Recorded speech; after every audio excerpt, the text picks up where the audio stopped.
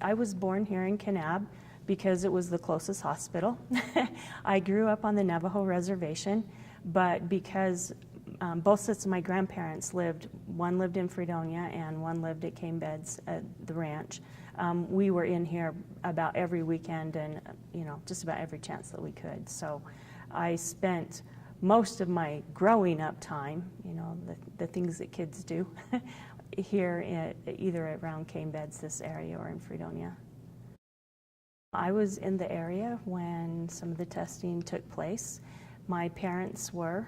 I wish they were here to tell the story. They're both living still, but they tell the story so much better about when the testing occurred, and they would leave school or after school or during lunch or whenever it occurred, and then they would go write their names on the dust, the atomic fallout on the cars, and they, like Janie loves David or whatever, they would write right on the dust. And so they were quite, exposed to, what was left, the residue, the fallout. And I remember them telling me those stories as I got older.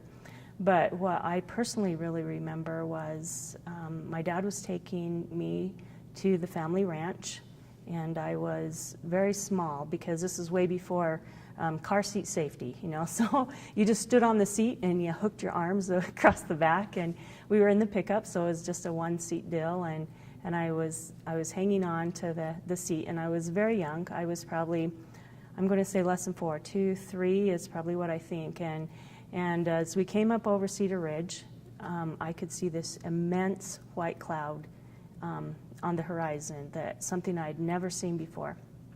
And I was, just like, what is that, Dad? Daddy, what is that?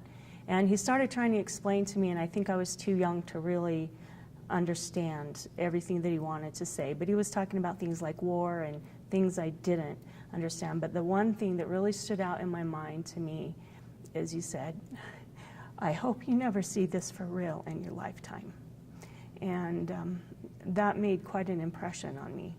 And it was, I'll never forget what it looked like. And there was some time shortly later that I got to see, I saw it twice. And I don't remember, it didn't seem like it was that much longer. But I think, my dad didn't really make a big deal about it because I think they were used to it, by then.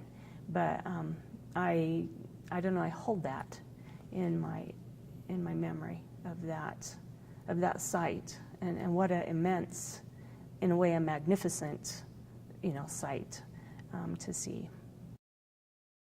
I think that there's probably some connection, but of my mother and my father, both of my grandparents on my mother's side, they both died of cancer, and on my dad's side, both of them died of cancer too. So all of my grandparents who lived in this area died of cancer at varying ages, one quite early.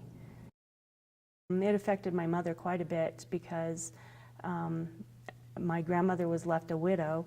My grandfather died just 2 months before I was born, and she was left with, 6 or 7 kids. One had just left home. But it was difficult for her because she had no skills really she just went to work as a clerk in a grocery store and had all the kids to raise by herself, and it was difficult. She basically raised her kids in poverty. I mean, it was hard. She had a cow that she milked for milk, and chickens and pigs, and she did whatever she could to just try to make ends meet. That was hard.